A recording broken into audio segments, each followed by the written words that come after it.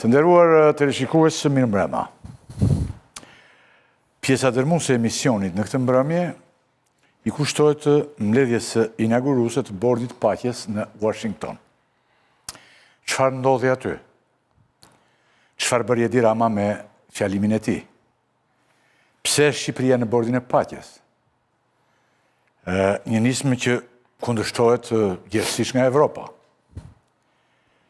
Për pjesën e parë, unë kam në studio zonjën Milva Ikonomi, deputete e Partisë Socialiste. Faleminderit shumë. Faleminderit shumë për ftesën.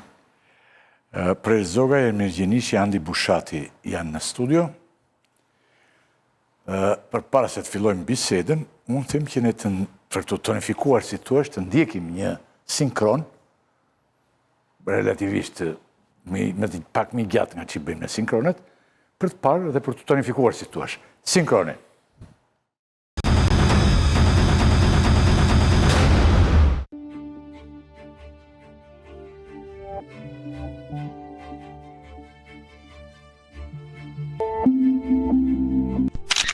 Është shumë e thjeshtë, paqe, quhet Bordi i Paqes. Një fjalë e lehtë për t'u thënë, por e vështirë për t'u bërë. Ne do ta bëjmë dhe kemi bërë një punë vërtet të mirë. Disa prej këtyre udhëheqësve që janë këtu me ne më kanë ndihmuar shumë gjatë këtij viti të parë. Jemi të nderuar që janë me ne sot kryeministri Rama nga Shqipëria, të pasur këtu. Presidenti Osmani e Kosovës, presidente, faleminderit shumë. Edhe ju po bëni një punë të shkëlqyer, faleminderit shumë.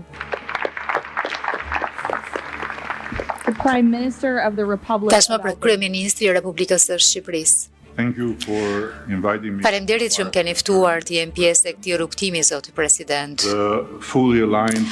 Vota plotësisht e harmonizuar dypartijake që parlamenti ynë pati në mbështetje të kësaj nisme flet vetë për sa e nderuar është Shqipëria, që është një prej anëtarëve themeluese të kësaj organizate 3.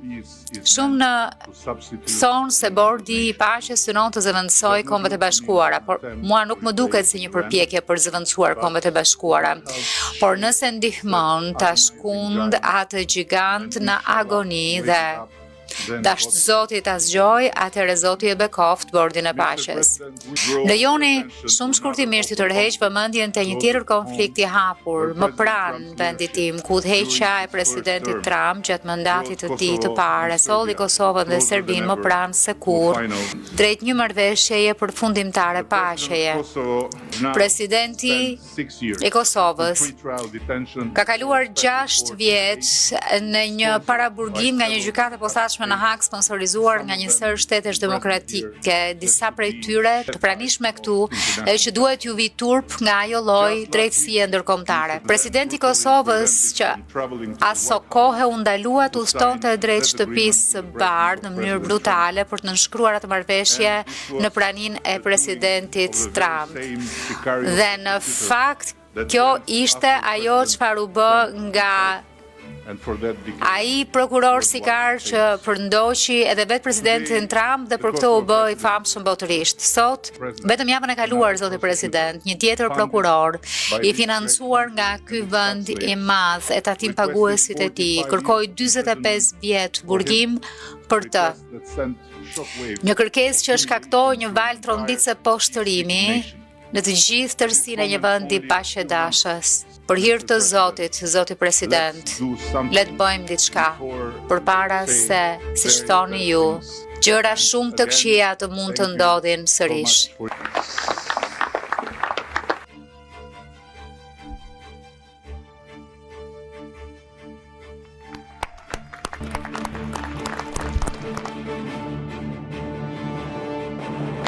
Thank you, everybody.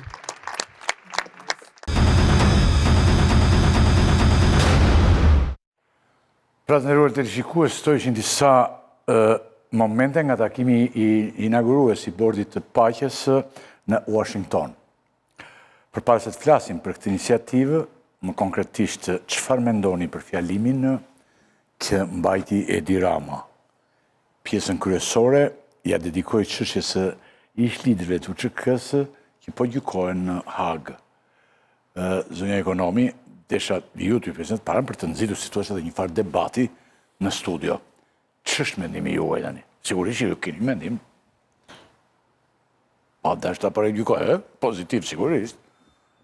Jo, dhe se kur ta paragjykoni mirë të bëni, se pozitiv ishte fjalimin faksimas shumë dëgjuesve. Sepse fjalimi në fakt kishte disa mesazhe të rëndësishme. E para, fjalimi thoshte që rrugtimi i Shqipërisë dhe pjesëmarrja në Bordin e Paqes ishte një vendimarrje e arritur nga parlamenti ynë mbi bazën e vendimeve të dy partive kryesore. Domethënë tregonte që Shqipëria ishte e gatshme në tërësinë e vet politike që të ishte angazhuar te Bordi i Paqes.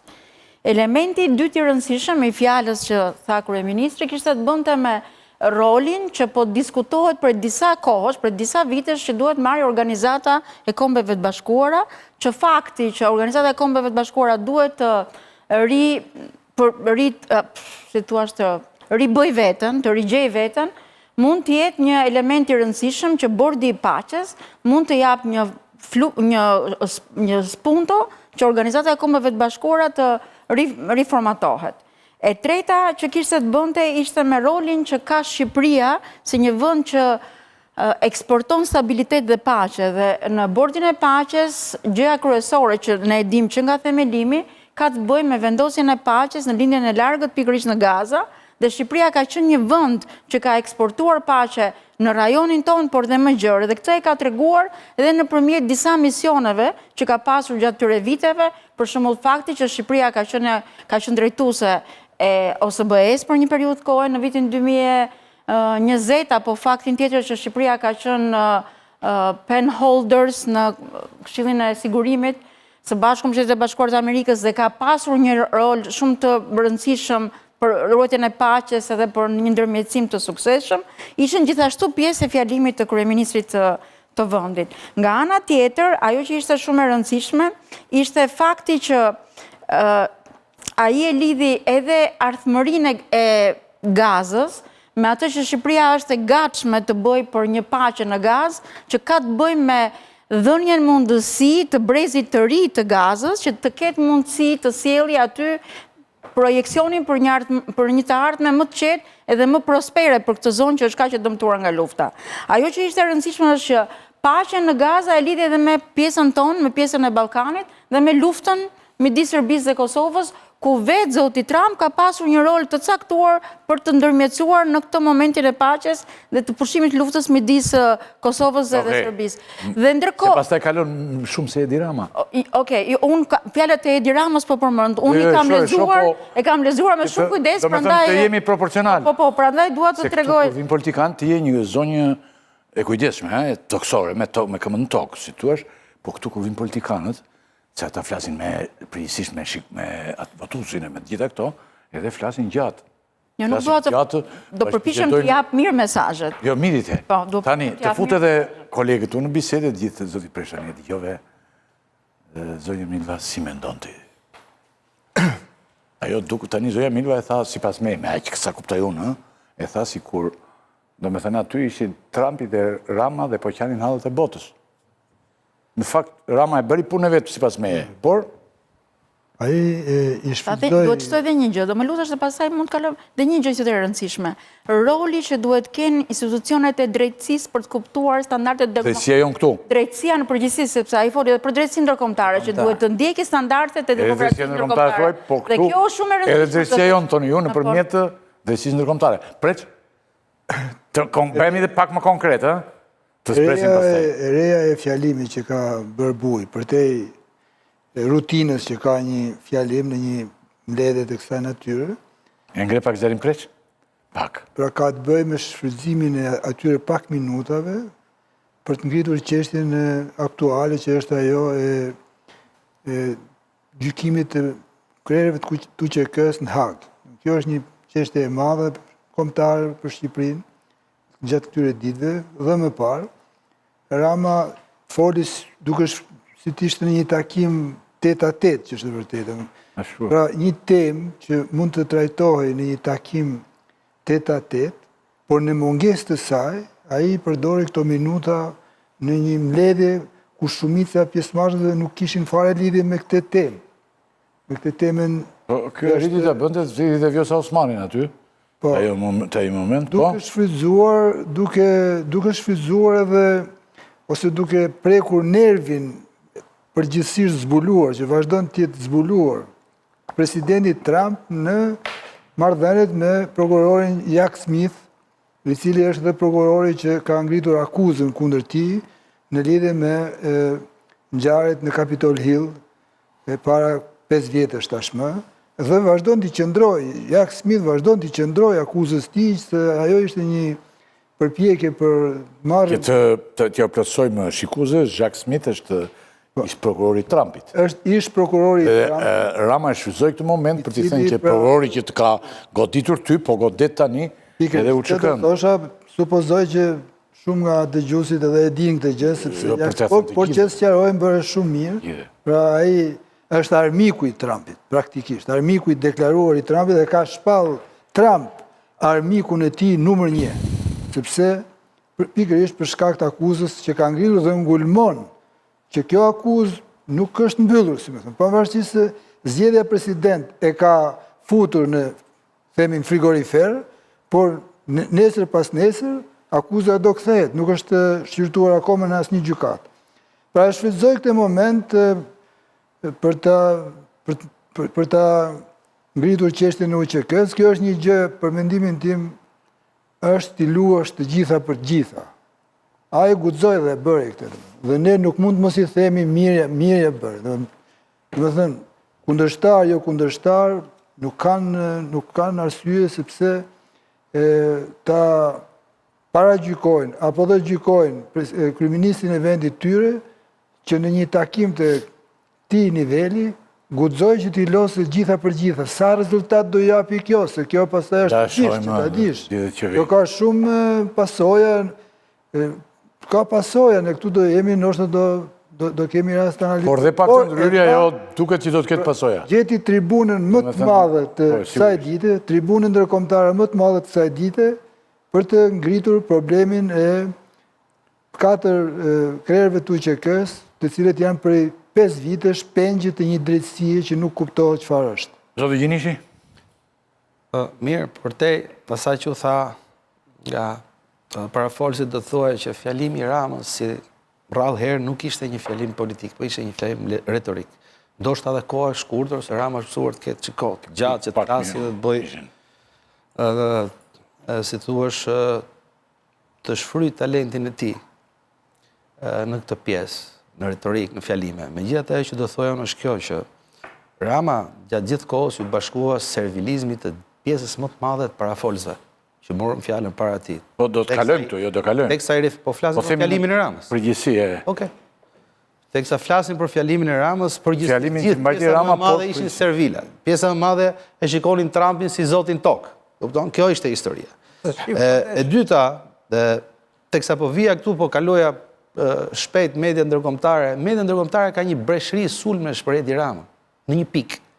Sepse Rama fajsoi palestinezët për atë që ndodhi dhe nuk e bëri askush, vetëm Izraeli dhe Rama. Ministri i jashtëm i Izraelit dhe Rama fajsoi palestinezët dhe tha tekstualisht, po mos ishte çmenduria e Hamasit, nuk do ndodhte kjo Palestinë. Po tani Hamasi. Kjo është kot. Tash le ta mbaroj tash. Okej, po edhe ne do të terminojmë fjalën. Jo, thuajeni fjalën, po këtë tha Rama. Fjala është kjo që domethënë Hamasi nuk e tha askush aty. Nuk përfaqëson muslimanët. Po nuk je aty për të bërë analizën e Palestinës. Aty je për të thënë vizionin tënd çfarë është ky këshill i paqes. Për çfarë do merret ky këshill i paqes? Kanë dhe jo Jezu Krishti me Muhamedit. Aty nuk ishte Muhamedi me Jezu Krishtin. Po këtë po them dhe unë prapë, pse sillet si Jezu Krishti si Muhamet. Këtë po them dhe unë. E treta, lidhur me atë që shtroi Rama mbi funksionimin e institucioneve drejtësisë dhe kritikën që pati me të drejtë, dhe këtu është një qasje shumë e kufizuar, po them unë, lidhur me rolin e OKB-s, mos harrojmë diçka. Ky është Këshilli i Paqes, bordi i paqes për Palestinën. Apo jo. Dhe OKB-ja në gjithë vendimarrjen që ka marrë për zgjidhjen e çështjes Palestinës është përballë me vetën amerikane. Pikërisht këtij vendi i cili po krijon këtë grumbullim tjetër, këtë grup tjetër. Pra, paktën për këtë rast, të mos sfajsohet OKB-ja. OKB-ja ka mëkatet e veta sa duash. Nëse flasim për qasjen ligjore, nëse flasim se këtu është hipokrizia tani. Se ne godasim institucionet që zbatojnë ligjin ke OKB-ja në rastin e Palestinës, përgjithsisht OKB ka qenë korrekte, dhe është bllokuar nga veto e këtij shteti i cili po krijon këtë lloj këshilli bordi paqes për ta zgjidhur jashtë OKB-s, ndërkohë që OKB ka gjithë instrumentet, shohim se do funksionojë. Nga ana tjetër prokuroria qëndron ke, si thua, ke mëshimi i çështjes të funksionojë drejtësia dhe ligji. Shikoj, do të sjell dy gjëra dhe do ta mbyll bisedën. Sot është arrestuar, jo, ti lej fjalë kolegëve. Sot është arrestuar princi i Britanisë, Andreu. Dakor? Pse? Po, princi. Po princi për... Dakor? Ndërkohë që Rama... Ndërkohë, një minutë, po flasim për drejtësinë. Atje Britania ka drejtësi, merr princin dhe mbreti nuk flet asgjë. Mbretëria, monarkia nuk flet asgjë, nuk bën asgjë, kupton? Të funksionojë drejtësia dhe institucionet e drejtësisë. Ndërkohë çfarë bën Rama këtu në Shqipëri, që flet për drejtësinë globale? Merr zotin Manja, zotin Balla dhe veten e tij dhe propozon imunitet ligjor për të gjithë qeverinë e tij, për qeverinë e tij. A thua ti që korrupsionin këtu e bëj unë me zotin Zogaj? A bën populli? A bën media? Këto njerëz që bëjnë korrupsionin qeveritar, ky tenton t'i marr dhe t'i mbroj. Kjo është pjesë, jo, kjo është pjesa e hipokrizisë, po themun, edhe kemi kohë pasaj për të folur për gjëra të tjera. Po pritëm edhe një herë të them. Po do të sjellim çik, do të sjellim rolin e Krishtit. Po pra, po. Ai ishte Rama. Roli i Krishtit është mregull ai më. Po kush e dëgjon? Ai bëri një politikan aty, rolin e Krishtit se bën dot. Për sa i përket, fal, edhe një fjalë pushat. Për sa i përket, nëse ka një arritje të madhe, është ajo që theksoi zoti Zogaj dhe nëse ndodh, unë jam gati të tërhiqem nga gjithë kjo kritik, nëse arrin që të bëj lobbying në dobi të 4 krerëve të UÇK-s, cilët realisht po marrin një dënim pa merituar. Të pa merituar, kjo është arritja më e madhe dhe justifikon gjithë gjërat. Po lobimi sapo e bëri. Zoti Bushati, nëse arrin. Jo, ju lutem. Nëse arrin Bushati dhe pastaj arrin të japi produkt. Bushati dhe pastaj vazhdojmë, po. Tani për të kuptuar fjalimin, mendoj unë, duhet dalim çik për te i fjalimit dhe për debatin që kemi bërë prej 6 muaj në vitin studio. Pra sot kemi marrë një konfirmim që gjithë këto paranojat që e drama nuk shkon dot në Amerikë, dramën do e marrin si Maduron. Kemi thirrur edhe njeriun me opozitës. Mirë, po është e rëndësishme për t'i thënë. Shumë, por e kemi pjesë më vete totalisht. Dakor. Është një pjesë e rëndësishme. Po edhe për bordën e paqes, u bët debati madh, u nda opinioni që Rama shkoi në Davos, nuk e pranonte Trumpi ta kishte në tryez, prandaj ndeti këtu. Pra, të gjitha këto kanë rënë. Trumpi mund mos ketë rënë dashuri me Edi Ramën, po e trajton Edi Ramën si çdo lider tjetër të planetit. Si ata që i duhesh aty më. Kjo duhet thënë, e parë. E dyta, a ka sot, dhe këtu do kthehem pastaj ke fjalimi, a ka sot Rama një marrëdhënie siç kishte me administratën e kaluar demokrate? Mendoj se jo. Dhe po ta shohësh në të gjithë frymën e fjalimit, është një frymë fjalimi as për të joshur jo administratën e SBA-s, por për të joshur një narciz që komandon sot SBA. Kap një fjalimin e Ramës që a thot për OKB-n. Një moment Bushat aty, po të vjen re, dikush i foli i treti, Ujtkon, si e ka ai? Ujtkon, a? A i tha faleminderit ti, faleminderit Suzi, që është shefe kabinetit, në të cilën është Lacivita që erdhi këtu. Dhe më thënë, është një luftë e brendshme që thot Bushati shumë e qartë, po? Dhe duket në fjalim në Ramës, edhe kjo që bëri për UÇK-n, pra që në një fjalim ti drejtohesh personalisht në auditor të madh presidentit, do me thënë që ti nuk e pasur as 30 sekonda komunikim real me presidentin. Prandaj, ja thua publikisht atë që si thua dot... Po ndoshta i duhej publikisht, e pra? Privatisht. Ndoshta i duhej që ta merrin vesh në të gjithë. Kush ta merr dhe vesh? Ne, Thaçi, të gjithë. Ta merr dhe vesh që ky tani ka shkuar atje dhe për këtë punë. Mund të jetë një interpretim. Jo, është një interpretim. Po të kthehemi ke thelbi i asaj. Goditi OKB-n, gjigant në agoni. Totalisht çfarë thot Trumpi? Që ai duhet Trumpi, po. Po pra po, do me thënë, ke përballë një narciz dhe nuk do sille si sillet njeriu me presidentin e Amerikës, do sille si sillesh me një politikan narciz. E dyta, kjo që u tha pak më parë, qëndrimi për të fajsuar për gjithçka ka ndodhur në Gaza, vetëm 7 shtatorin e Hamasit ishte i turpshëm. Pra, në një kohë që edhe drejtësia ndërkombëtare po e cilëson Izraelin dhe Netanyahu si persona dhe shtet që ka ushtruar genocid, Rama këtë prap i shkon të njëjtës linjë. Dhe e treta, krasoni pak Ramën që bënte humor me Macronin, duke u tallur me këto shmangjet e luftrave që bënte Trumpi, me Ramën e sotme që ngre lart marrëveshjen në zyrën e Trumpit parë midis Vučićit dhe Abdullah Otit, që ishte një marrëveshje qesharake që nuk pati asnjë efekt dhe nuk solli asnjë gjë, dhe ta trajtosh këtë një marrëveshje si gati pragun e një marrëveshje finale, është të shtrëmbrosh historinë që ne këtu e njohim. Pra, për ta përmbledhur me dy fraza, Rama nuk është delezez për Trumpin, por Rama ka filluar pa përfillur traditën e diplomacisë shqiptare, ka filluar një joshje personale ndaj Trumpit. Pra, këto qëndrime që mbajti Rama në fjalim, nuk janë qëndrimet e një shtetari normal, janë qëndrimet e një njeriu që do të përkëdheli dhe do të bjerë në sytë Trumpit. A është kjo më ka në vetë, po e bëjnë me një njeri si Trumpi, lider të shteteve shumë të fuqishëm. Por, ama, unë këtë fjalim kështu e pash. Zviceranët i kishin bërë një orë, që i kishte lënë me gojë hapur. Tani, gjithë këtë tregtar të madh botë preç, gjithë këtë tregtar i madh, Zvicra, ta vodhëqja të Zviceranëve kishin bërë një orë, kishin përgatitur një orë, aq të bukur, sa i kishin lënë me gojë hapur. Dhe ai ose do orën, po, do me thënë ai ka menduar që shiko sa po respektohet, se varet nga respekti si ti për shembull mund ta kesh respektin për bërë një libër të mirë. Po tjetri e ka kur fiton 100 milion, po themi. Ose miliarda tjetri. I vinë si pas midesit. Si pas mides. Tani, jemi bordi i paqes një nismë e presidentit Trump. Tani, unë jam një cop gazetar në një provincë të largët, që jemi vendi ku jemi mbledhur këtu, që sigurisht nuk na dëgjon njeri zonja Milva. Një cop gazetar aty që bën punën edhe është punon me djalën e Lega Meksit, ishtë kryeministrit e gjithë këta që, edhe pse ka qenë kryeministra e gjitha djera të temi, po prap këtu jemi, në një fshat të mbyllur të gjitha, dhe po, ne diskutojmë tani për punën tonë, e kupton edhe puna jonë. Po këtë bordi paqes, mua më duket si një gjë, dhe me thënë, se di, se kuptoj, si e mendoni, që është këtë bordi paqes, thonë ju tani, që është kjo, thuat.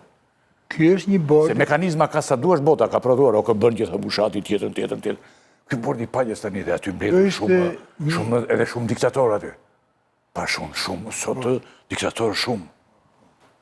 Të kamur, po dhe i këtë vëndeve të mëdhenj, po dhe i vëndeve të pasura presë më falë, po dhe diktatorë. Që është për ty ky bord? Kjo ishte bordi është një ide e presidentit Trump, pas marrëveshjes së paqes, për cilën kemi folur edhe në emisionin tuaj dhe në shumë emisione tjera, për pushimin e luftës midis Hamasit dhe ushtrisë palestineze. Pra, për urimi i paqes. Formalisht, unë them si e koncepton ti tani, pyetja ime është në një plan tjetër, do me thënë, ore mos është një gjë që ja ka futur kot, apo është një gjë e madhe që po rregullon botën. Në këtë plan, se kështu, kryua kështu, i kryua kështu, e themi aty në më kemi thënë gjithmonë. Nuk mund t'i biesh kaq shkurt se është kote plot. Si e mendon ti më për kokën tënde, jo? Unë mendoj pra që si ide, ajo u bartë se duhet t'ja u tregojmë atyre që na dëgjojnë, si ide, ajo pastaj u bartë në një projekt rezolut që e paraqiti SBA-ja në Organizatën e Kombeve të Bashkuara dhe u votua.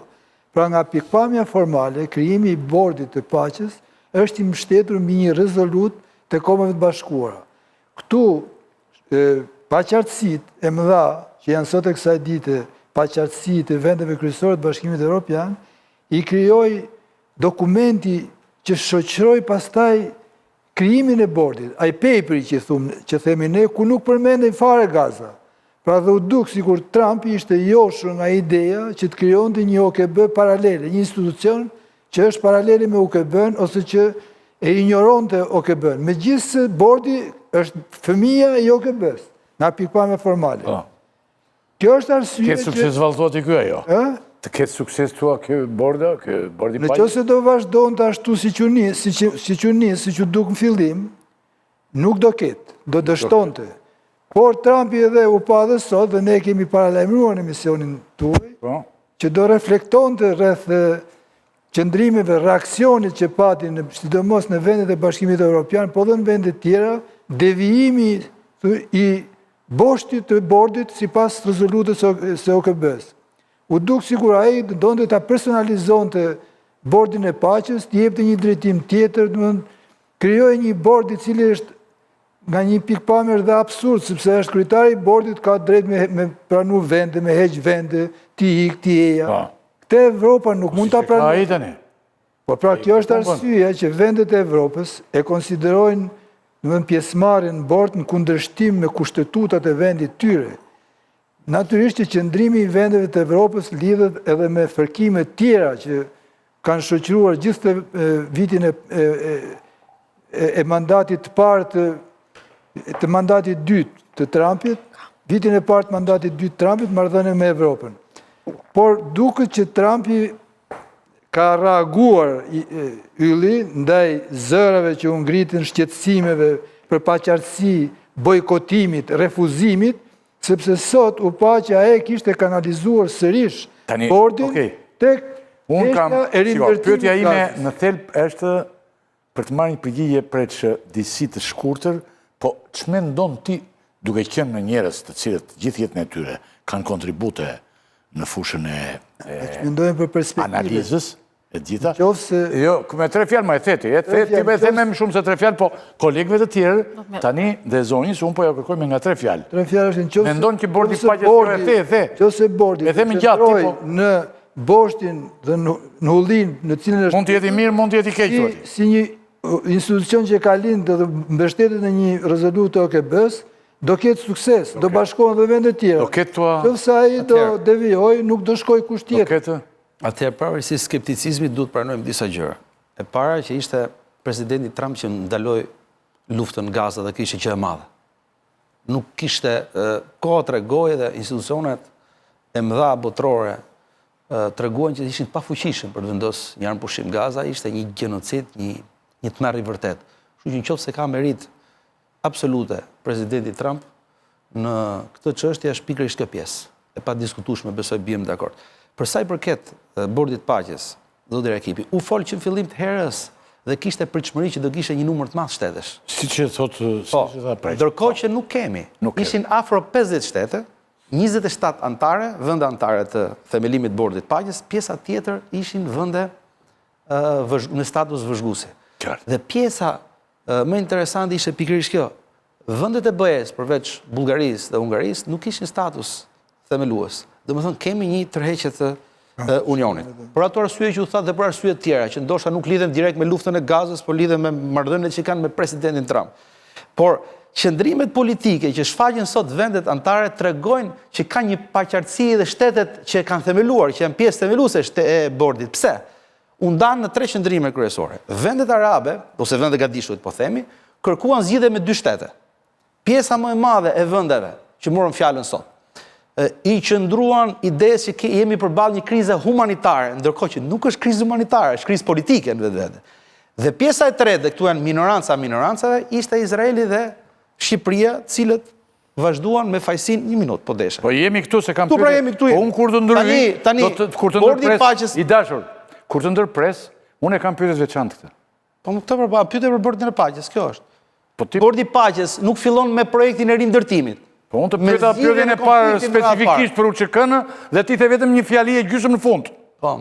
Tani ti, unë e kam pyetjet posaçme këtë për muslimanët e për të gjitha, për Gazën, ndërtimin e Gazës e të gjithë, sepse edhe ndërtimi i Gazës ka problemet e veta të mëdha aty. Mbi varre do të ndërtohen kulla të larta. Kam hyrë te ajo pjesa, jam te fyete, a funksionon bordi i paqes? Unë po them jo. Vendosi armë pushim, po ke 700 vet vrarë deri tash civil. Nga 10 tetori 2025 deri tani janë 700 vet vrarë. Kolonizimi i bregut perëndimor vazhdon. Ti e them më qartë se që the me faktin e pjesëmarrjes nuk ka qartësi më të madhe. Janë ambik vet vendet antare. Do thotë i dashur. Çka për kraj? Inish që po çalon shumë. Tani, zonja ekonomi, Shqipëria po i bashkohet nismës së Trump, një nismë që nuk ka patur mbështetje nga Bashkimi Evropian dhe vendet evropiane. Edhe vendet e tjera, përveç Bashkimit Evropian. Çfarë fiton konkretisht Shqipëria nga kjo nismë? Apo është thjesht një pozicion politik që e pranojmë, që tha dhe Bushati e gjitha. Por kemi një handikap shumë fuqishëm. Ne po vrapojmë drejt Bashkimit Evropian. Bile këtu erdhën njerëz përfaqësues dhe bën dhe pyetje të drejtë për drejtë. Dikush bëri një eurodeputet, ishte ai ndoshta, dhe tha po ju mos u nxituat pak që vrapuat kaq shpejt. Pse na duhet kjo thuat? Si e mendon ti tani janë deputete, një politik? Unë mendoj që Shqipëria ka caktuar prekosh partnerët e vet strategjik. Dhe partnerët strategjik të Shqipërisë janë Shtetet e Bashkuara të Amerikës, Bashkimi Evropian, ka... Po ne kështu me partner strategjik ne kishim Bashkimin Sovjetik, pastaj Kinën, pastaj këtë, po që se vazhdojmë kështu, domethënë kjo ikën Shqipëria, ikën për lesh, pastaj. Edhe Turqia strategjike ka qeveria. Strategjike është ajo. Gjermaninë e ka strategjike dhe Italinë e ka Ky strategjizmi nuk është i lidhur shumë me këtë. Thënë këtë gjë, ky është mendimi im, megjithëse Jo. faqe mendimin e vet, mund ta flasë, nuk ndërhyra në asnjë mendim. Unë si moderator jam se nuk e kuptova dhe në emër të shikuesit e bëra këtë pyetje. Do me thënë, Shqipëria ka partnerët e vet strategjik. Një partner strategjik i Shqipërisë është Bashkimi Evropian, dhe një partner strategjik i Shqipërisë janë Shtetet e Bashkuara të Amerikës. Në këtë moment ne kemi një president Shtetet e Bashkuara të Amerikës me gjithë narcisizmin që e karakterizoi dhe e tha mirë zoti Bushati, ai ka pasur një si ëndrrën e vet që të merrte çmimin Nobel për paqe. Dhe kjo dhe plani gjithëpërfshirës. Nuk e dua tha tani. Dhe plani gjithëpërfshirës që kishte ai për t'i dhënë fund konfliktit në Gaza, ka në thelb, në zemër, ka bordin e paqes. Do me thënë, ne kemi një partner strategjik që ka një dëshirë për paqe dhe për këtë ka gjithë një instrument që është bordi i paqes. Shqipëria është një vend i vogël që meriton të ketë edhe pak vëmendje ndërkombëtare. Dhe fakti që shkon tek bordi i paqes, në një moment që ka dhe vende tjera europiane, se nuk është se s'ka, statuset janë të diskutueshme, pa aty ka të ulur vende europiane, nuk është që i jep Shqipërisë një mundësi më pak. Është ai Hungarisë i jep jetën për Donald Trumpin, që dhe mund bjerë tani, se opozita shumë e forte. Edhe i Bullgarisë. Edhe i Bullgarisë. I jep Shqipërisë një mundësi, për të vendet e tjera të Europës janë duke... Përgjithsisht djatha ekstreme. Dhe Rama ka humbur dhe kartën... Në Italia, do me thënë gjeti një zgjidhje shumë origjinale, tha do jemi si vëzhgues. Po. Bile nuk shkoj. Sepse vendet mendojnë që ulja e tensionet në lindjen e mesme është e rëndësishme. Gjithashtu vendet mendojnë që edhe bashkëpunimi ekonomik është i rëndësishëm, edhe që mendojnë që duhet një pozicionim politik. Është një pozicionim politik, pra sepse ti ke një partner i cili është strategjik për ty, ti je një vend i vogël që beson në paqe, paqja ka qenë fjala kryesore dhe do të realizoj 3 qëllime kryesore: uljen e tensioneve, bashkëpunimin ekonomik dhe shmangjen e ekstremizmit aq të thellë që ka i rajon. Që kështu për këtë arsye unë mendoj Zoti Bushati, Shqipëria bën mirë që është atje. Lidhur me këtë pyetje tani. Shqipëria një pasigurisht kjo ose një gjendje vështirë. Drejt Bashkimit Evropian dhe vrapimi madh dhe aty ishin tani diktatorë ishin pjesa më madhe. Njerëz të kamur, ata me Çembere, Çarshaf, ata ishin me shumë para, 1 miliard të njeri, me njerë. Keqi pak dhe Trumpi, i keqi Buzë dhe gjithë, po. Tani, varet nga çfarë këndvështrimi e shef. Për shembull, po e pe nga i këndvështrimi intelektual, unë s'do e doja Shqipërinë në atë tavolinë. Por tjetër është bindjet e tua dhe tjetër është geopolitika. Unë mendoj që Shqipërisë nuk i bën dëm që është në atë tavolinë. Aq më tepër që është një precedent i testuar. Në qoftë se ne mbajmë mend kohën e luftës në Irak, që intelektualisht gjithashtu që një luftë e gabuar në këndvështrimin tim, Evropa e vjetër që u quajt, Franca, Gjermania nuk mori pjesë, morën pak vende nga Evropa lindore, ju bashkuan Amerikës, dhe ne morëm pjesë. Dhe nuk është se paguam në një çmim në raport me Bashkimin Evropian. Pra, në qoftë se ja ta shohemi SBA-s dhe nuk paguajmë haraç te BE-ja, atëherë nuk ka asnjë gjë të keqe. Kështu që në këtë pikpamje më duket normale. Puna është që mos fillojmë të hiqemi më katolik se papa. Se përmend atë kohën e luftës në Irak, për shembull, atëherë qeveria Nano i shpalli luftë Irakut, pa ja shpall akoma Amerika. Pra, kur bëhesh qesharak në servilizëm, pastaj humbet dhe atë kredibilitetin për cilin flet. Dhe kishte pika të këtij lloji servilizmi që unë i përmenda në parë te fjalimi i Ramës. Po vetë prezenca e Shqipërisë në atë tryezë nuk besoj se i bën në dëm. Nuk i bën dëm Shqipërisë. 2 fjalë presh? Unë mendoj se prania gjithashtu kam njëjtin mendim. Shqipëria nuk ka luksin të mos marrë pjesë. Nuk ka luksin të kësaj ftese, e kemi thënë edhe herën e parë. Aq më tepër që është një vendim unanim i Parlamentit Shqipërisë, për është i mbuluar nga kjo. Edhe nga opozita, po. Dhe mendoj se Shqipëria nuk paguan kosto me praninë aty, nëse bordi dështon, Shqipëria s'merr asnjë përgjegjësi për dështimin. Do të them pak më vonë të një pyetje që mund të ketë kosto pak më vonë. Por nëse do vi pyetja, po. Kurthi është tjetër, domethënë. Nëse Shqipëria, duke qenë në bordin e paqes, mendon se i ka kaluar ose në ambiguitet nuk mundet të preç. Do vi një moment do të bëj një pyetje, unë ambig mund mos qëndrosh nesër nëse ti do të pranohesh, e kam pak më vonë këtë pyetje unë. Në Bashkimin Evropian do shkosh aty, do zbatosh disa rregulla tjera. Bashkimi Evropian, ata mund të përplasen. Ja ku është Hungaria? Bashkimi Evropian. Po pra një përplasje kanë ata. Komisioni Evropian shkoi si vëzhgues. Do jetë Europa është gjithë e ndarë, as Europa s'e fjali një mendim që e kam të zhvilluar. Nuk paguan gjë Shqipëria nga prania antarësia në bordin e paqes, po fitoi shumë mirë, po fitoi. Por nëse Shqipëria do konfrontohet me Bashkimin Evropian për çështjen e drejtësisë, që është sot në rendin e ditës, dhe nëse Rama ka marrë frymëzim që i ka atje Jack Smithit në praninë e Trumpit, dhe tani, domethënë, e ka nxjerrë shpatën dhe si del kush përpara, edhe për drejtësi në vend, kjo do ishte fatale për integrimin e Shqipërisë në Evropë. Këtu do konfrontohet, këtu do paguajë Shqipëria. Edhe kjo është drejt. Është shumë e drejtë. Shumë e drejtë mendoj unë. Tani, projekti dhe vizioni... Vetëm të shtoj dhe gjithë se... Ti e di unë kur nuk jam shumë kritik, filloj krua me vete. Pavarësisht se nuk ka një gjithë keqe, u treguam një shtet jo seriozë, edhe mazhoranca dhe opozita. Sepse kjo rendja për të thënë po kur ta kërkon Amerika është një rendje qesharake. Mund kishte një debat në parlament më të gjerë, mund kishte pse tani, atë konsultohemi njerë me Evropë. Pra, do me thënë, kjo rendje e flamurit pro-amerikan me çdo të çmim është pak qesharake në vetë. Projekti dhe vizioni Trumpit në bordin e paqes është shndrimi, të themi realisht tani, në resorte dhe kulla. Ky është një president tani i cili... Rindërtimi i Gazës, nuk është... Rindërtimi, Rindërtim, po, rindërtimi këto ka. Po ka dhe mund të bëj dhe metro. Edhe metro, që s'bet në Tiranë. Për shumë në Tiranë s'kemi metro. Mbi 1 milion e ca, as 1 metër. Po jo, deri tani s'kemi as 1 metër, dhe po mbytemi ne. Unë nuk vidot në punë, edhe pse është autostradë nuk vidot në punë. Atje mund të bëjnë me njërë metron, se gjitha jo para që u mblot deri tani, gjithë shka mund të bëjnë. Gratarqela, qelë gërvishës të mëdhej. Dhe në këtë plan, a duhet qeveria shqiptare, pra, edhe është një problem tani, zonja Milva. Kulla mbi vare masive. A duhet qeveria shqiptare të tregonte me shumë ndjeshmëri ndaj genocidit që ka ndodhur në Gaza dhe të mos e përqafonte me kaq shpejtësi. Këtu e kemi këmbguljen, se aty ka ndodhur një genocid i tmerrshëm, ose po recitonte për shembull përfaqësuesi i Brazilit, jo Netanyahu, po tjetri, kush ishte kryeministri, çfarë ishte?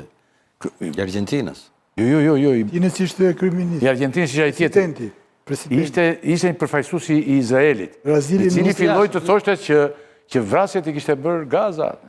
Jo, kanë luftuar terrorizmin dhe urrejtjen. Kanë luftuar terrorizmin dhe urrejtjen dhe ata kanë vrarë. Dhe ai po tregonte tani që janë varë fëmijë izraelitë dhe nuk po tregonte që janë varrosur gati gjallë fëmijë palestinezë, që s'kanë bërë lidhur me Hamasin. Tani ç'është kjo? Ndoshta me kaq shpejtësi, ndoshta dhe na duhej, domethënë. Mendoj që duhet ta lexojmë pak më mirë deklaratën, sepse ajo gjë që u tha atje ishte pikërisht që të mendonin për të Jo deklarata, jo. Fjalimi që... Unë e kam që pjesëmarrja zonja Milva që ndoshta... Na penalizon... Ndoshta po, ndoshta jo. Ndoshta dhe na duhet, ne çdo gjë na duhet, po... A mund ta kuptoj pak më mirë pyetjen në këtë rast? Ta kuptosh që aty Janë vrarë në Gaza, Izraeli ka bërë... Mbi 70.000. Ka vrarë çfarë ka dashur dhe çfarë ka... 20.000 fëmijë. Tani jemi përballë një drama, është një genocid, ne jemi një popull musliman, pjesa dërmuese e dashur. Duhet i referohemi pak edhe fjalimit që mbajtin parlamentin e Izraelit Edi Rama. Do të kemi parasysh unë nga Më mirë ta na shkaloj. Unë kam nevojë që duhet të kemi parasysh disa gjëra që mund të na ndihmojnë dhe për ta kuptuar këtë fjalimin e sotëm pak me një vizion pak më të gjerë. Unë mendoj që atje kishte disa gjëra që ishin të rëndësishme.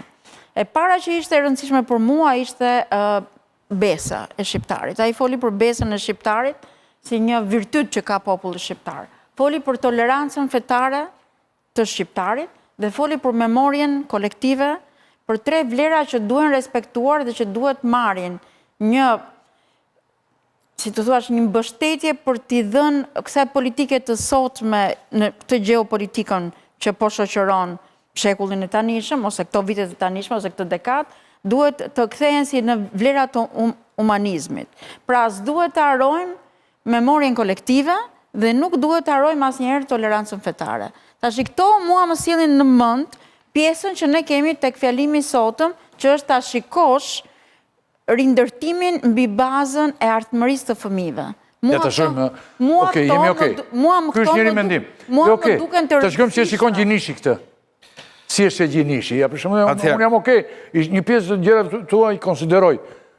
Por shumë të vrarë. E para njëherë... Foshnja të gjithë dhe... Ajo është plaga e kësaj lufte. Ja të shojmë si e she. Shiko, e para njëherë që përgjithsisht politikanët shqiptar e kanë keq përdorur vlerën e harmonisë fetare, pa përjashtim, duke filluar nga Rama. Dhe në këtë kontekst, Rama bëri një fjalim surrogato, sepse tha, gjysma ime më e mirë është muslimane, unë jam katolik, ndërsa djali është i lirë të bëhet dhe hebrej. Dhe se ka idem fare se që është hebreu dhe si mund të bëhet hebrej. Por e përcaktoi ama. Ky njeri përcaktoi fatin e të birit vet. Ndërkohë që gjithë ja lan dorë Zaus. Po tha ka drejt, tha të bëhet edhe këtej, e përcaktoi çka ka drejt Zaus. Dorë ka, po dorë shkosh vetëm këtej. Megjithatë çënësi. Shqipëria midis SBA-s dhe BE-s. Kush janë problematikat që ka BE-ja tani? Ka 2 gjëra më. Ka qëndrim krejtësisht kundër BE-ja ndaj qasjes palestineze, sepse shtetet europiane të Unionit e kanë thënë qëndrimin e tyre nga fillimi deri në fund. Jemi për zgjidhje me 2 shtete. Ndërsa Trumpi gjithnjë më tepër është larguar zgjidhjes me 2 shtete. E dyta, BE-ja ka një problem me këtë lloj bordi sepse e shikon si një rivalitet të Kombeve të Bashkuara dhe gjithë institucionet brenda Kombeve të Bashkuara. Është akoma, ndërkohë që analistët dhe njerëzit pranë Trumpit gjithnjë më tepër i mshojnë idesë që ky bord i paqes do jetë, si thua, do jetë gur themeli i rendit të ri botror. Por çfarë rendi botror po na propozojnë neve këto? Një rend botror kur vlera, dinjiteti, liria, e drejta e sovranizmit s'kan asnjë lloj vlere. Nuk kanë asnjë lloj peshe. Tani ajo pyetje që ju thatë zoti Rakipi që lidhet me religionin. Unë mendoj që, edhe një pikë tjetër, pjesa më e madhe e shteteve të BE-s e cilësojnë Izraelin, qeverinë izraelite si një qeveri genocidale. Kryeministri izraelit nuk shkon dot pjesë më të madhe të vendeve europiane, anëtare të BE-s, dhe këto janë qëndrime shumë mëdha. Shqipëria vendosur në këtë, si thuhet, në këtë verbal kontradiktash, mund edhe të paguajë më. E ka të garantuar atë që tha zoti Bushati pak më herë, qasjen intelektuale dhe historike, sepse kemi rastin e Irakut. Megjithatë, pse Shqipëria, dhe këtu unë dua të qëndroj pak, pse Shqipëria po ftohet dhe pse është e rëndësishme për presidentin Trump? Në qoftë se ndoqet me vëmendje, se u ndan disa role sot, megjithëse akoma plani nuk është i qartë, po dal nga dal po qartësohet. Me sa duket, këto kanë vendosur ta formsojnë planin në ecje sipër, nuk ka një plan të qartë dhe të përmbyllur. Kush ishte roli i Shqipërisë? Do vendosen 20.000 trupa stabilizuese, paqëruese. 8.000 nga të cilat i ka marrë përsipër Indonezia, dhe ai përmendi Shqipërinë dhe Kosovën. Atëherë do jenë 5 shtete që do formsojnë këto trup për 20.000 ushtarësh, po themi. Atëherë kush do jenë 2 tjerët që mbeten? Një patjetër që do jenë Shtetet Bashkuara të Amerikës. Ka pas një debat shumë të madh që mos jetë Turqia. Izraeli ka refuzuar. Pra, Presidenti Trump është kujdesur që forca stabilizuese ose paqëruese, varet se si do ta quajnë, që tjenë aty të jetë pjesa më madhe nga vendet muslimane. Dhe nga vendet muslimane, se dhe vetë Hamasi dhe palestinezët kanë problem me një pjesë të madhe të vendeve muslimane, siç është Emiratet e Bashkuara, Arabia Saudite, Egjipti etj. Shqipëria është një vend që me modestinë e vet, edhe për të arsye që thamë vlerat e harmonisë fetare etj. Nuk njihet për konflikte fetare, është një vend i pranueshëm edhe për vetë palestinezët. Kështu që kjo ka qenë gjetja e presidentit Trump për Shqipërinë. Përndryshe Shqipëria s'ka si forcë kontributore. Sot u mblodhen, vetëm sot, u mblodhen 17 miliard euro si fillim. 7 i dhamë pjesa e Gadishut, 10 futi Shtetet Bashkuara të Amerikës. Po ka i problem tjetër, zoti Rakipi. Është 60 deri në 100 miliard rindërtimi i gjithë Gazës. Kush do t'i japi këto para? Dhe nuk është thënë asgjë për resurset që ndodhen në detin e Palestinës, ku vetëm një pus gazi është mbi 60 miliard. Kush do t'i menaxhojë pasuritë e Palestinës? Mos vallë, do jemi me këtë 17 miliard dhe këto do turren pasaj kompanitë që do përcaktoj ky bord të marrë resurset e Palestinës dhe me atë fitim ndërtohet Palestina, domthonë është çik rumuj. Po megjithatë, unë mendoj që në pjesën më të madhe pavarësisht kritikave, Shqipërisë nuk i bën dëm. Nuk i bën dëm. Në afat gjatë. Ja, pres vetëm një sekond para se të ndrysh. Shikosim shkruajnë, sa interesant është. Rindërtimi i Gazës është një projekt imobiliar i familjes Trump. Domethënë kjo na shkon për shtat ne, jo, se ti je politikane dhe. Po është një projekt imobiliar i familjes Trump që veç të tjera shpopullon Gazën nga palestinezët. Shkruan njëri krejt pa interesa të politike dhe asnjë interes tjetër. Një sekondë vetë. Kjo është pika ku interesat private të Trumpit, një sekondë. Kjo është pika ku interesat private të Trumpit bashkojnë me interesat e politikën kolonizuese të Izraelit, që ne kemi parë kjo është fakt vazhdimisht. Dhe është një projekt kriminal që u vjedh tokën palestineze. Se nuk dihet këto, shiko se po flasin për resurset ndaja, kush do i menaxhoj këto hotele që po ndërtohen aty? Kush do i ndërtojë? Aktualisht. Vendri që ishte aty dhe po kontrollon të gjithë situatën. Ka shumë pikë pyetje, po aktualisht, domethënë, marrëveshja e paqes, marrëveshja e pushimit të luftës e parashikonte këtë domethënë. Pra marrëveshja është nënshkruar nga Izraeli dhe nga Hamasi. Pra të mos harrojmë një gjë që janë palët ndërluftuese pak a shumë që kanë pranuar që të ecin drejt paqes, 2 palët kryesore ndërluftuese. Prej këtu filloi të merrte zgjidhje një nga krizat më të vjetra të botës. 80 vjet. Më të vjetrat, krizë gjallë nga më të vjetrat e botës, që është kriza pikërisht në Gaza. 80 vjet. Pra ajo është një piknisje shumë pozitive. Tani ka plot pikpamje, opinione, analiza që konsiderojnë qasjen e Trumpit si qasje një politike imobiliare, që ai vetëm shef pallate. Por këtu, në qoftë se do jetë kjo dështon, nëse do jetë një qasje kaq thjeshtëzuese, kaq private, kaq personale, kjo nuk do të ketë ardhme. Këtu problemi është se gjithë ato njerëzit, domethënë, 2 milionë sa palestinezë të Gazës që janë zhvendosur, që janë pas tre, ato ku do shkojnë ata? Ideja është që ata do vendosin tokën e tyre, domethënë. Pra duhet rindërtuar Gaza, që qytetarët e Gazës, qytetarët palestinezë, banorët palestinezë të Gazës të kenë një shtëpi, të fillojnë një jetë tjetër, në paqe. Duhet garantuar paqja, pra planin pamjet para është ky. Pastaj se çka ka në rrogos, kjo do shikohet. Por një gjë është e vërtetë që Trumpit nuk do t'i shijojë kurrë, domethënë, kjo nismë e madhe pa pjesëmarrjen e vendeve të Bashkimit Evropian. Dhe ai, për mendimin tim, është i detyruar, siç ka ndodhur sot, në mbledhjen e parë që e kishte kanalizuar gjithë retorikën e fjalimin në nehullin e legalitetit në raport me rezolutën e OKB-s, do jetë i detyruar që të marrë masa të tilla që garantojnë përfshirjen e vendeve të Bashkimit Evropian deri tek zgjidhja me 2 shtete. Sa nëse nuk shkohet tek zgjidhja me 2 shtete, ajo ngelet litar jashtë, si themi ne, edhe ngelet një krize pas zgjidhur në themel. Por që zgjidhen tani për tani është rindërtimi i Gazës ndër të tjera me qëllim që njerëzit pas tre kenë stre. Vetëm se preç duket sikur kemi një shkëputje totale të politikës së jashtme të Shqipërisë dhe ndjeshmërisë së popullit që është 65% muslimane.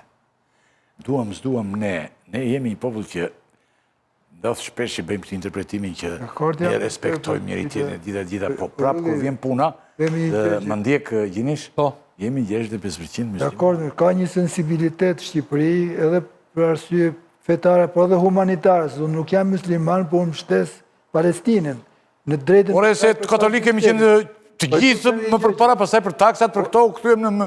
Unë jam bilebe me babamondin. Unë jam as musliman, jam me babamondin. Më të mëdhej të qeshtës palestineze, protestat më të fuqishme në mbështetje të Palestinës, qeshtës palestineze, protestat më të fuqishme kundër përgjigjes shproporcionale të ushtrisë izraelite ndaj krimit Hamasit i ke në Evropë. Nuk ka askund protesta ka që fuqishme sa në Evropë. Nuk ka opinion më të përhat. Atëhere, për duhet të them, për kjo është e vërtet. Por këtu bëhet fjalë për zgjidhje, jo për sensibilitete. Dhe zgjidhja është që populli i Gazës, që sot është pas tre, në kushte mizerabel, dhe më thënë, jetese, fëmijet e Gazës, këta që janë, mund të strehohen, të kenë një strehë, nëse boti i paqes nuk je përgjigje për këtë, ai është i dështuar. Është plotësisht i dështuar.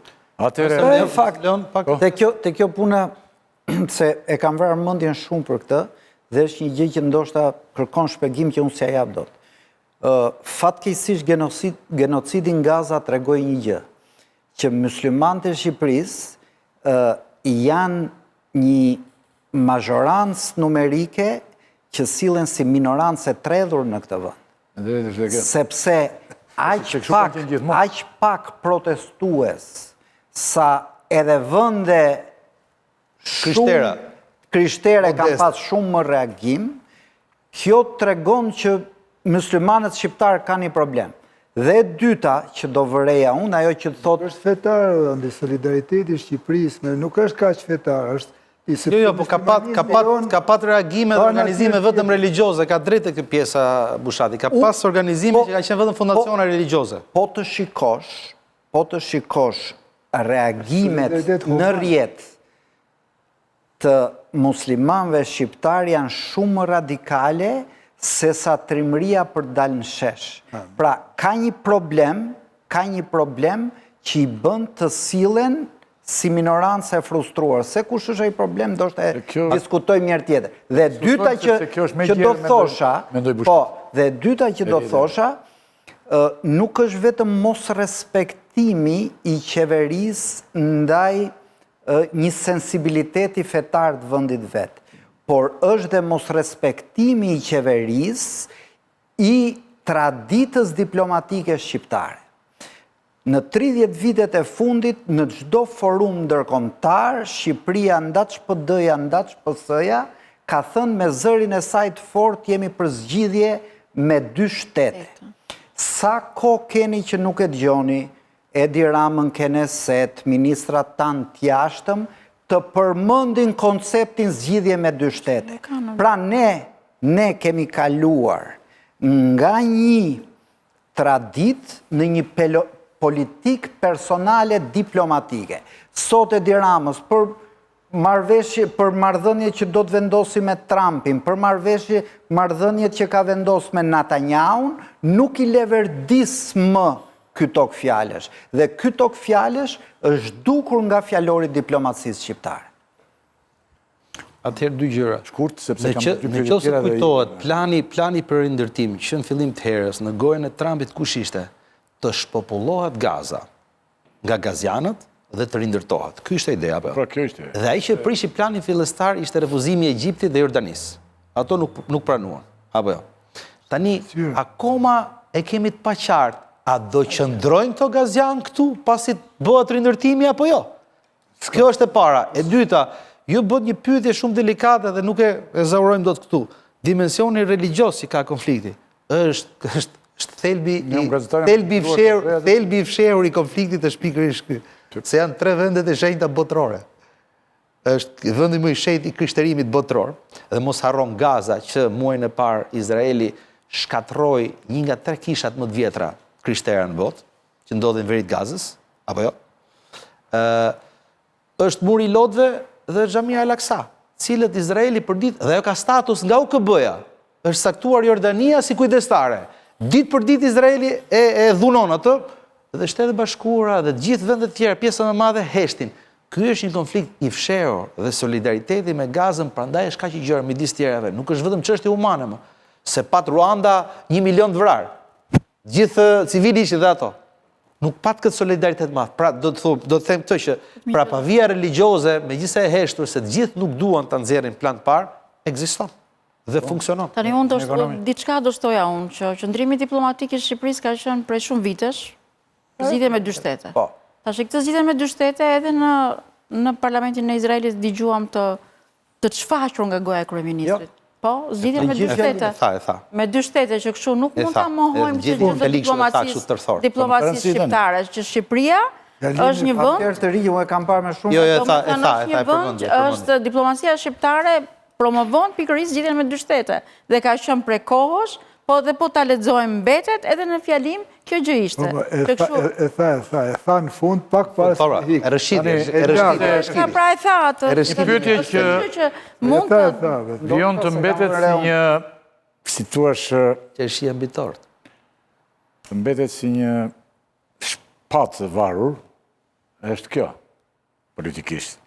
Nëse be do të përpiqet të mbajë distancë nga ky projekt, jo vetëm nga projekti, po dhe ky projekt varet nga të gjitha, nga distanca e madhe, ku Trump përgjithsisht e ka refuzuar Bashkimin Evropian. A mund të jetë problematike kjo zgjedhje që ne kemi bërë për integrimin në ditët që vijnë? Kjo maggjorancë ka fituar zgjedhjet me kartën e integrimit në Bashkimin Evropian. Këto zgjedhje. Tani unë mendoj që kemi një fat që t'i përgjigjemi pyetjes tuaj direkt mbas takimit të dieshëm. Kishim një takim dje me grupin parlamentar të Bashkimit Evropian që vinë për politikën e jashtme dhe që bën një takim me disa. Ata thanë nxitues. A më bët pyetje për integrimin? Okej. Po më bët pyetje për integrimin. Ata thanë unë nxituam, ne i dham një përgjigje. Ata thanë një qëndrim që mbajtën ata për integrimin, që integrimi si po ecën në Shqipëri, ata e shikonin me hapa pozitiv.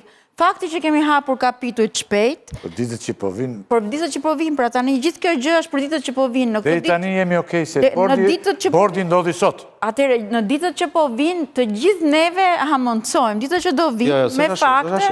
Sepse unifikimi i politikës jashtme në atë të Bashkimit Evropian është kriter themelor. Është kriter themelor, prandaj do ta presim sepse ne kemi hapur gjithë kapitujt dhe kapitujt e parë që mbyllen janë ato të klasterit të themeloreve, ku është dhe politika jashtme, që kështu ne po punojmë për këtë gjë, tani kjo gjë është edhe kjo në vëzhgimin tuaj të medias, po që ne në qeveri dhe ne si pozit në kuvend si majoritare, si forca majoritare në parlament, po punojmë për të çuar këto gjërat përpara.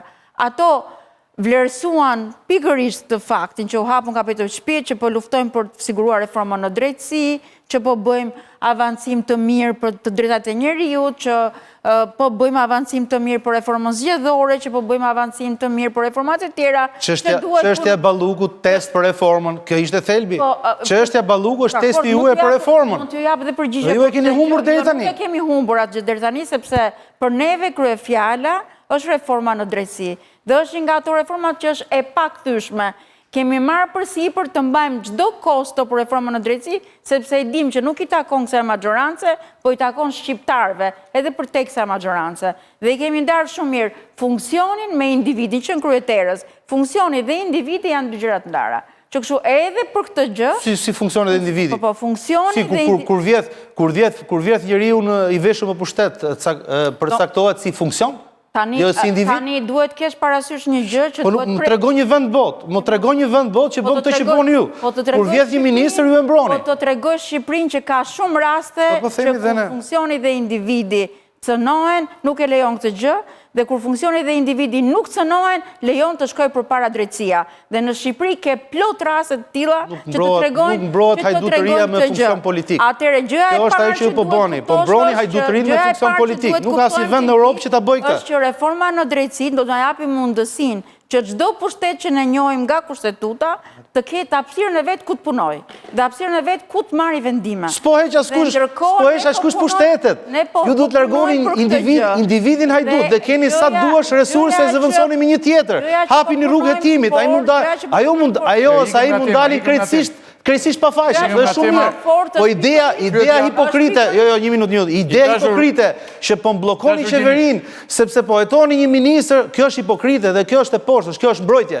Zotri, hape krahun, më falë, mbaroj, lehet hetohet ministri dhe zëvendësohet përkohësisht, zotri. Ky është pushteti ndar. Ti nuk mund të kurzosh do drejtësi. Letemi te kjo pyetje, ju lutem. Do me thënë, vështirësia dhe kriza mund të vi bushat me fare pak fjalë. Kriza me BE-n, nëse se vazhdon kjo? Po, në optikën time, se shumë shpejt për të vënë bast, që të kesh një krizë me BE-n, duhet që BE-ja të ketë një qëndrim të kristalizuar. Për në lidhje me bordën e paqes. Ata Ungarin dhe Bullgarin i kishin aty, ata komisioneren europiane e kishin aty, pavarësisht se Franca për shembull e goditi prezencën e komisioneres e tjerë. Po ne nuk jemi në kushtet kur BE-ja ka një qëndrim të kristalizuar dhe pastaj detyron kandidatët që duan të aderojnë me qëndrimin e vet. BE-ja është shumë lëmsh në këtë pikë. Jam dakord, në lidhje me pjesëmarrjen në bordin e paqes nuk ka asnjë Kosovë, e tham, edhe për këtë arsye që Bashkimi Evropian nuk ka një qëndrim zyrtar. Çdo vend, vendet antar, jo vendet kandidate që janë të lira të marrin një vendim. Por Shqipëria, për të ardhur pyetje që është shumë e rëndësishme, pyetja që bëre pak më parë, lidhje me qëndrimin ndaj reformës në drejtësi, Shqipëria, për mendimin tim, është në një monitorim që nuk ka qenë deri para 5-6 muajsh, në lidhje me qëndrimin që po mban kryeministri Edi Rama për rrjedhim dhe mazhërancë atij në raport me drejtësinë. Se janë vërtet ato që thot zonja Ilba, deri para pak kohësh, por ka 4-5 muaj që debatin publik e dominojnë dy çështje të mëdha që kanë bënë me ndërhyrje deri brutale në aspektin e retorikës të kryeministit të vendit ndaj drejtësisë. Gjermanët janë shumë të vëmendshëm për këtë. Jo rastisht, kemi pas një ministër të jashtë, ministër të Evropës, Mekalistër që është Gjerman, por po themi që, shiko, e mbyll me një fjali, meqense s'ka kohë, nëse nuk ka një reflektim. U pozicionohen për javën e ardhshme nga që do të ketë në parlament imunitet. Do akrobacirat me drejtësi. Në mandateve. Në këshillin e mandateve këto.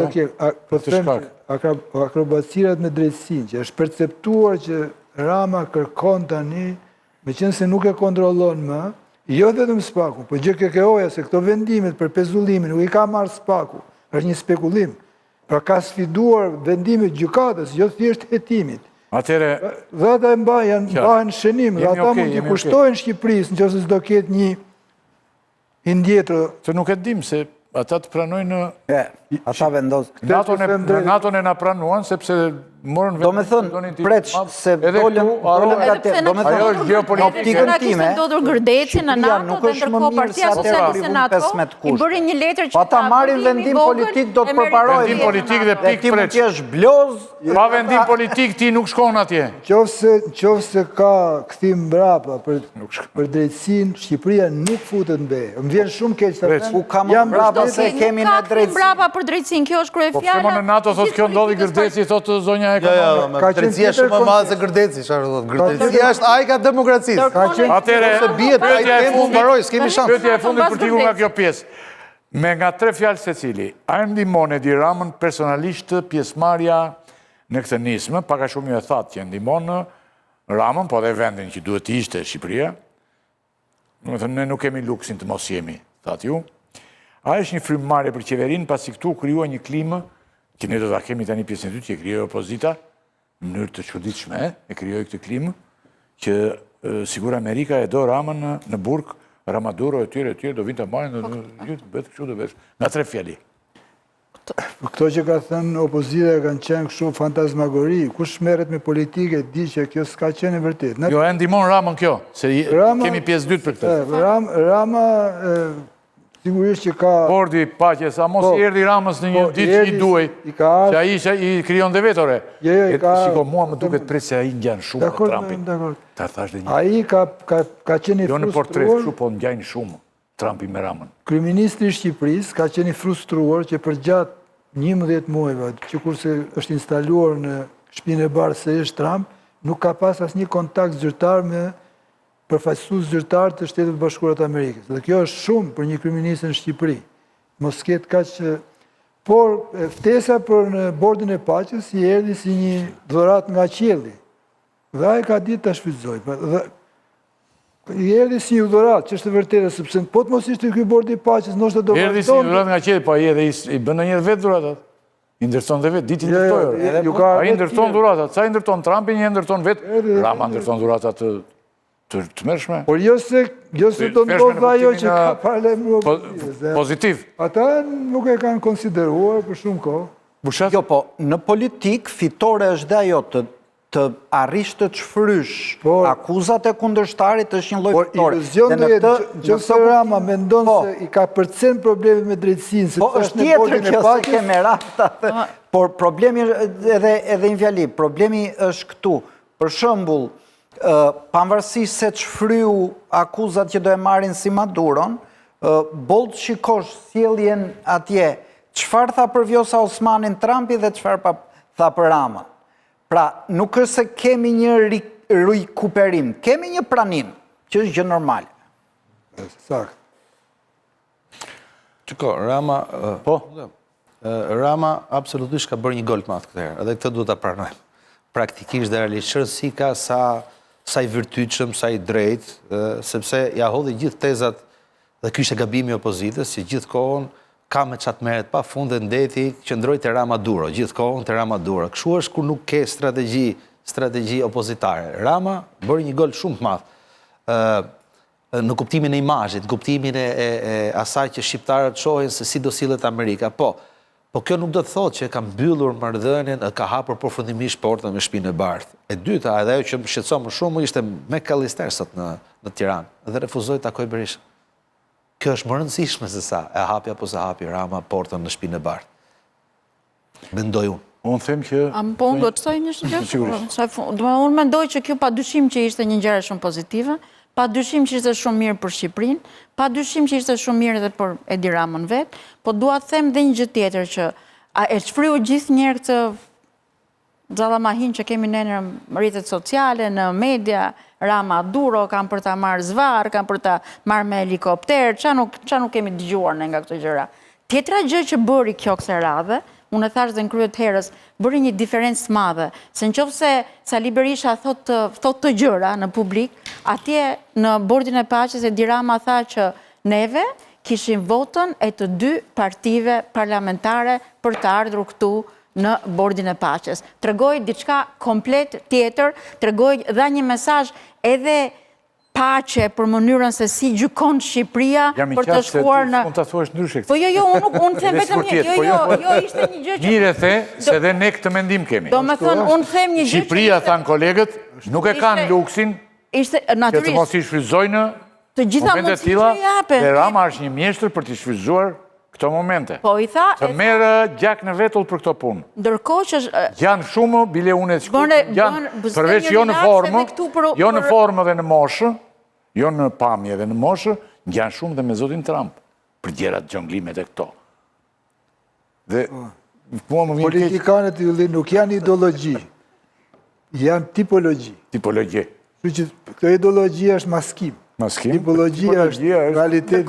Tani unë them që këtu ne mbyllëm dëruar të shikusë, ne këtu them që e mbyllëm pjesën e parë, sigurisht unë mbetëm të ajo ide, doli kjo ide që Shqipëria nuk e ka luksin të mos jetë në aktivitetet tilla, ne në fund të fundit jemi një vend aq i vogël, dhe i papërfillshëm sa, me thënë drejtën pavarësisht nga sherret e shumta që janë këtu të gjithë, po del kryeministri takohet me Trumpin e të gjithë, bashkohen aty të gjithë, dhe nuk janë gjëra të cilat i ndodhin ndendur një vendi, një lagje të fare të vogël të botës. Por në pjesën e dytë ne do të vijojmë po me këtë moment ku zonja ekonomit falenderoj shumë. Jo e pashë kishim. Pjesëmarrjen në pjesën e dytë ne do të kemi thjesht idenë që Rama gati e ka rëmbyer Trumpin dhe fiket ndoshta është fikur dhe shpresja e opozitës. Si kishte shpresja shumë të mëdha. Ose kështu i bënte, në njerë ka rënë vetë brenda. Dhe ne do të diskutojmë në këtë pjesë, ku do të në shtohet zoti Alfred Lela, do të vijoj, do të largohet zonja ekonomi, do të largohen kjo vetëm zonja ekonomi, do të vijë zoti Lela, pasin publiciteti fare shkurtër dhe në pjesën e tretë do vijojmë për mitingun e nesër do t'jetë protesta e radhës, protesta e madhe, ku mendojt që e drama nesër vjen nga Washingtoni vërtet, por ikën. Mendojt që ikën nesër. Dhe të kemi këtë pjesë, të i presh mund të rishë, se do të vi atë pjesë, në pjesën e tretë, ne kemi thyrë dhe pak më shpejt atë dhe ishte gabim, po ndje si kërkoj unë tani këshu publikisht, zotin Indit Bokshi, si do tjetë në këtë pjesë, dhe ju do vjoni të rini dhe zonja, edhe një faleminderit. Faleminderit. Me një publicitet fare shkurt dhe rikëthemi.